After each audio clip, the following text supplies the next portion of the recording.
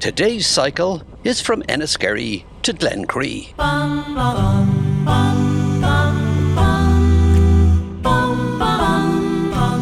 Perhaps we could call it disenchantment to reconciliation. The day we did this, Disney were in town, spending millions converting Enniskerry into a rusticated old hamlet. I'm surprised they needed to do so much to the place.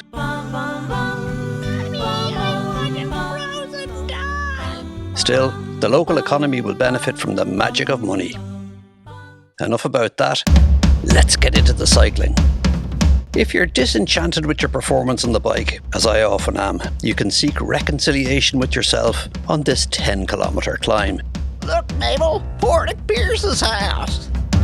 Unusually for bike climbs, the steepest section comes first.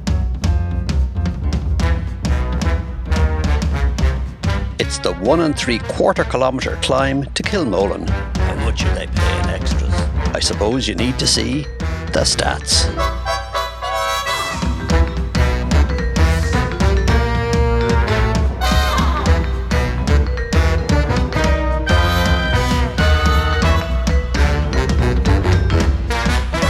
As we get away from the Disney influence, I feel some disenchantment by falling off the back right from the start of the hard bit.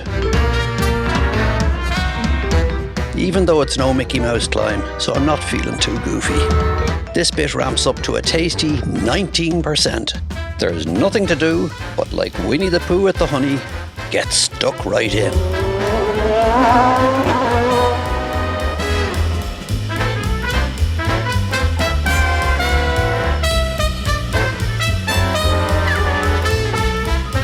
When we get through the metropolis of Kilmolin, sadly unaffected by Walt's benevolence, there's a small descent before we can ease into a really gentle drag over the next 7.5 kilometres to Glencree. Here's the stats.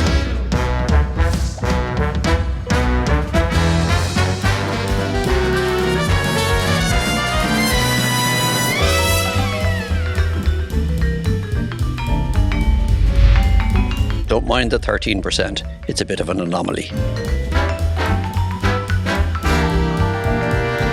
This is one of those climbs that gives us plenty of time to reflect.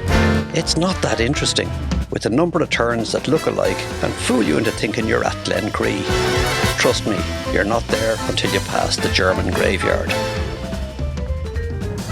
Talk of graveyards gives us an excuse to go back into history, and the history of Glencree itself.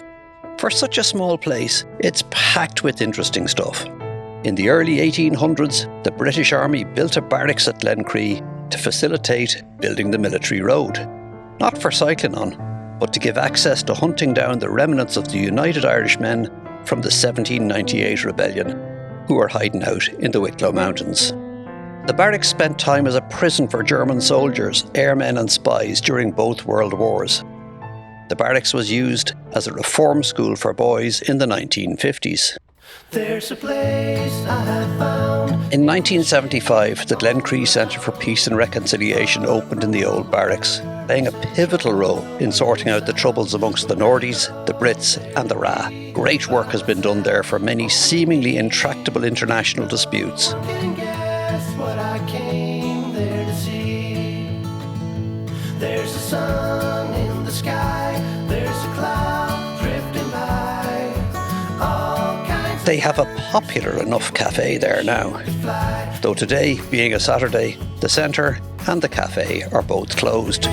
We'll have to reconcile ourselves to not having coffee and cake. On the ground, far from our It's onwards to all points west, south or north.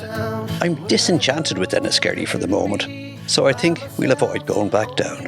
Enjoy your spin. No one can guess what I came there to see. There's a link to the Strava segment in the comments.